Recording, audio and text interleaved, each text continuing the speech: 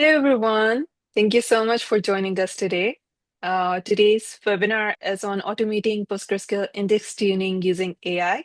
I'm your host, Annie, and with me, I have my brilliant colleague, Warda Bibi, who is a PostgreSQL consultant in Stormatics and is going to make sure you remove the guesswork out of your index tuning problems in general.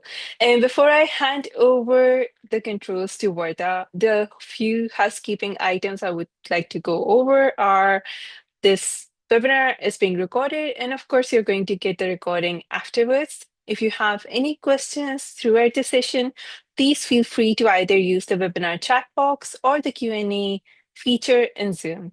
And that's it from my end. Over to you, Arda. Thank you, Annie.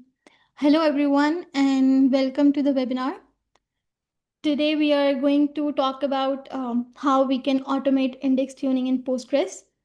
And the reason we are talking about this topic is because a lot of performance issues in Postgres are actually indexing problems.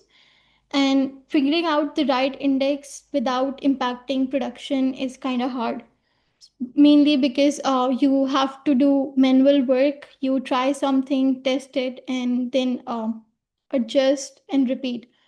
So in this session we'll first look at why this problem is tricky, and then I'll walk you through a script that helps automate the painful part of this process. So let's get started. Okay, so quick intro. I am Verda. I work as a Postgres consultant at Stormatics. I started as a software engineer and then moved to databases, mainly focusing on Postgres. Most of the time, my work is around production systems and performance tuning. I spend a lot of time figuring out why things are slow and how to make them faster. Other than this, I also write technical content on Postgres and publish on Postgres Planet. And I also try to stay involved within the community and contribute as much as possible. That's about me. Let's look at what we'll cover today. Okay, so here's the plan. We'll start with the indexing problem, mainly trying to understand why manual tuning is difficult, especially when the system grows. And then we'll move to what's the solution for this. And the solution we'll be presenting is a script that automates the time consuming part of the manual process. After that, I'll walk you through the entire step by step pipeline of this script. We will look at how it gathers workload, how it generates possible candidates and picks the best one out of them. And we'll also look at how AI fits in this whole scenario and can assist us. And then we'll have a live demo on a real production database, um, production like database, I would say. And then at the end, we'll have time for questions. So feel free to note anything that comes up in your mind when we are going through this, and then we can discuss it at the end. So, yeah, let's start with the problem statement. So imagine you have a slow query, and let's say you want to, you're having a production slow down, and you look at a query which is running slow, and your first instinct would be to add an index on top of that query, right? And you looked at the query, you pick a column from a where clause, let's say, and created the index on top of that column and run the query again. And as a normal person, you would be expecting that because you have added the index, the query would run faster now. But there could be a scenario that nothing would change after adding the index and the query would still be running slow. And this is a actual scenario that happens in production, like environments, in production environments.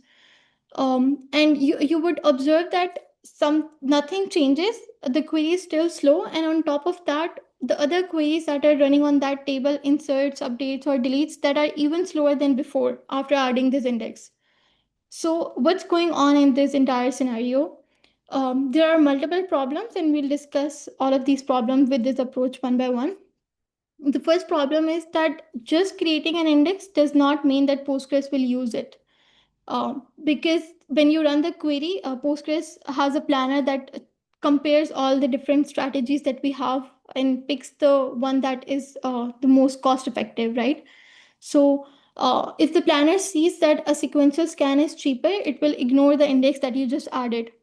And this happens most of the time when the query that you are running, it returns the bigger portion of the table. Let's say 70% of the data is being returned from that query. In that case, planner will absolutely go for sequential scan because it would be cheaper in that scenario. The other problem with this approach is that let's say you have an index, you added the index is not being chosen by a planner, so this index is right now unused, but it still needs to be maintained. Every insert, update, or delete that is going on the same table has to update that index as well. So this unused index is taking up space, and it's also adding the maintenance overhead. Thirdly, another problem with this approach is that creating the index is not free, right? When you create the index, it will lock the table, and if it's your production, you don't want that to happen. You have another option to run concurrently when you're trying to create the index, which means that it won't lock the table. But even if you use concurrently, the process is going to be slower, and it is going to compete with the resources, because other workload is also running on the database. And what that means is that we are not sure if that index is going to help us, but we are still spending our crucial resources on that index on busy system. So this results in overall performance slowdown and timeouts, and we don't want that to happen. Other than this, another problem with this approach is that if your workload is scaling, let's say right now you have a handful of queries, let's say 10 queries, and you can manually analyze them and tune them. But later on, when the queries grow to, let's say, dozen or hundreds, and each query has multiple columns and combinations going on, then going through all of those columns and queries manually and analyzing which columns to use for indexing, it's not practical.